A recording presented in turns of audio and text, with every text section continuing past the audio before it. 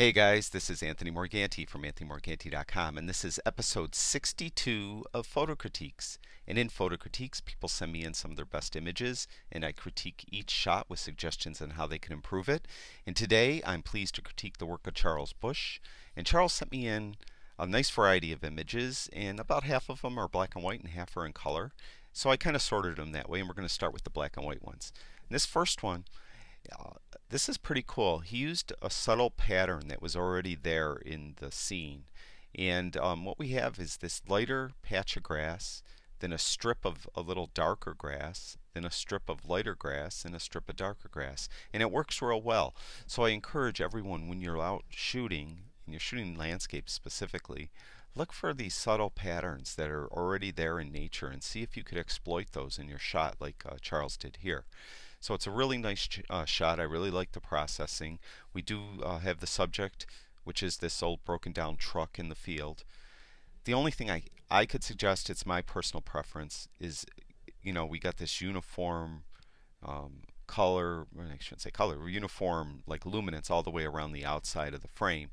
If you add a vignette, even if it's just a little slight vignette like that, it helps draw the user more towards the subject, which in this case is the truck in the middle of the frame. So that's before and that's after. So it's something to consider.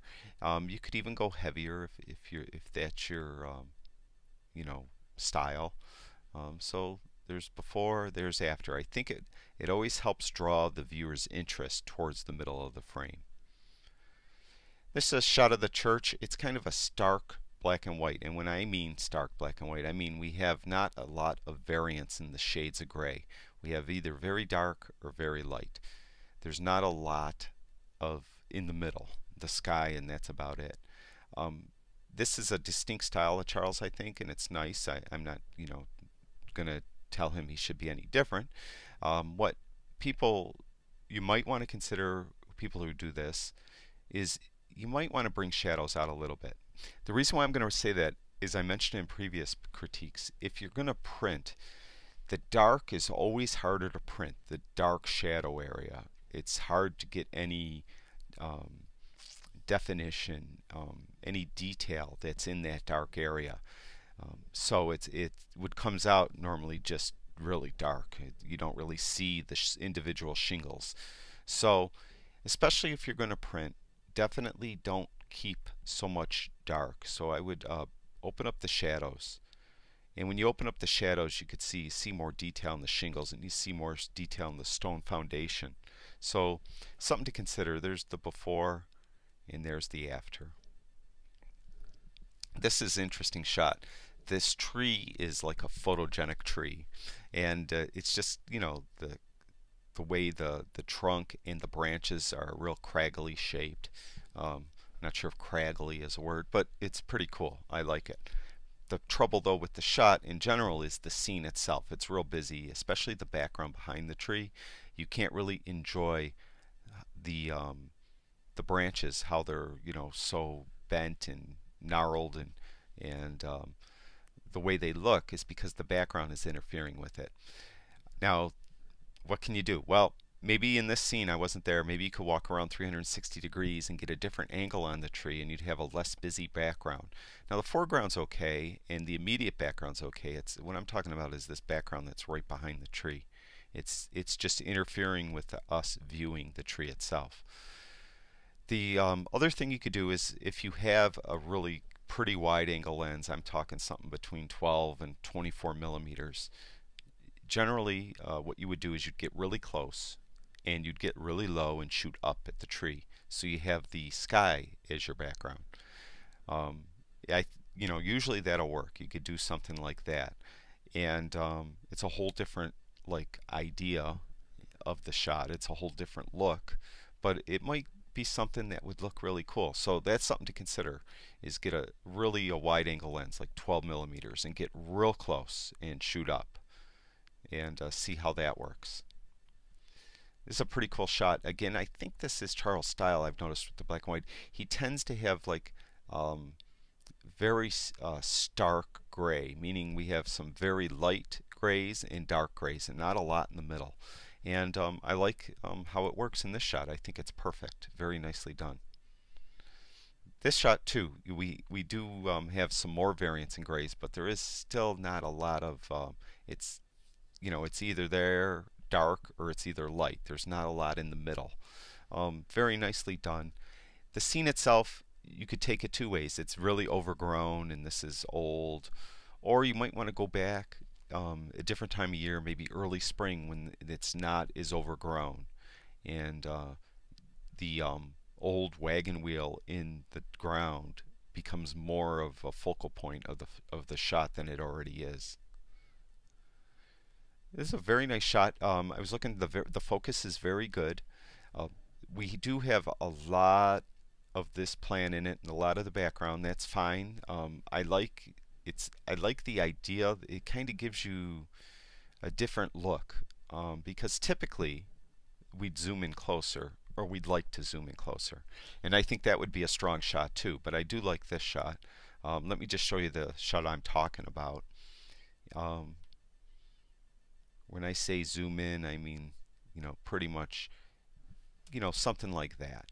And so it's a tighter shot of the bee and the flower.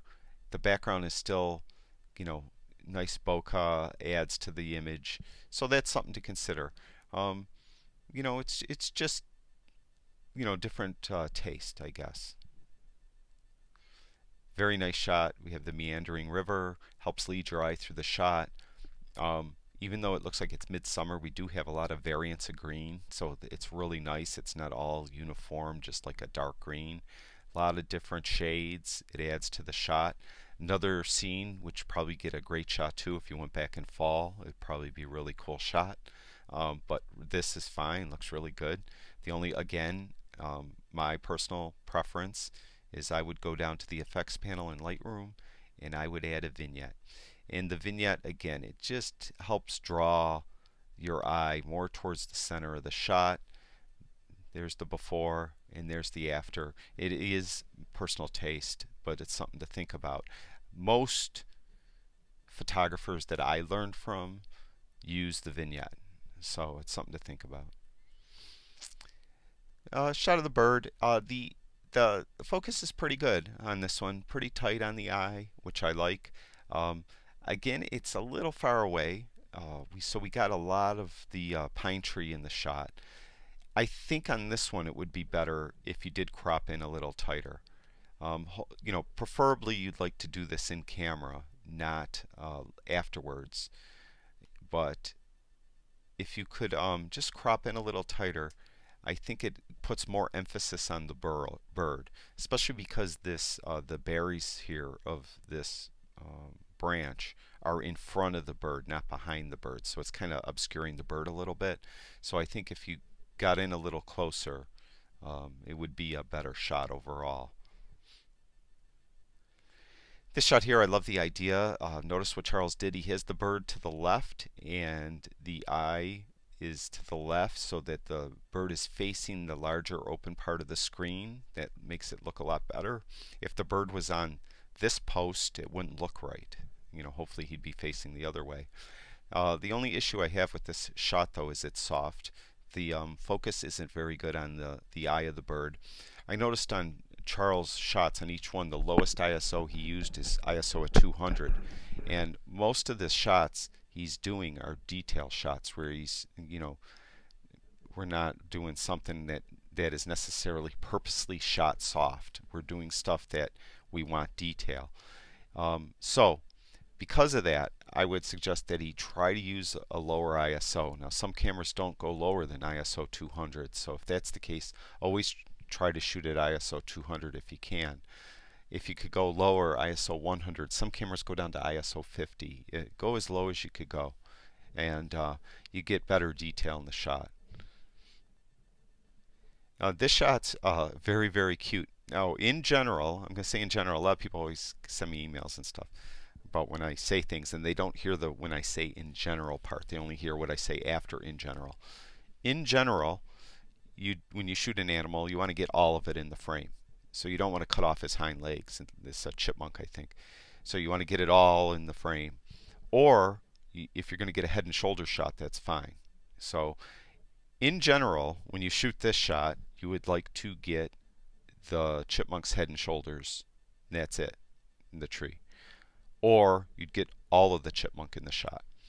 This shot works though, and I think the reason why this shot works is because of the expression on the chipmunk's face looking back at the camera. So it's a pretty cool shot. So in general, if you could shoot and get a head and shoulder shot or get the entire animal in the frame, in general, try to do that. And this shot though works. What though, again, in this shot, like that seagull shot, it's not real strong focus on the eyes. Now you were at 300 millimeters, 1/100th of a second, so, and I'm pretty sure you probably handheld this, so I'm surprised you got it as sharp as you did. You did a really good job.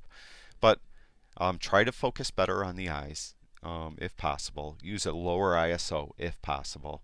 Of course, lower ISO means you're either going to have to use a bigger aperture, and you only got another stop of aperture to go here. So, you know, that means your shutter speed though is going to go way slower, and it's going to be even harder to handhold it. So, under the circumstances, Charles, you did a great job on this shot. Very well done.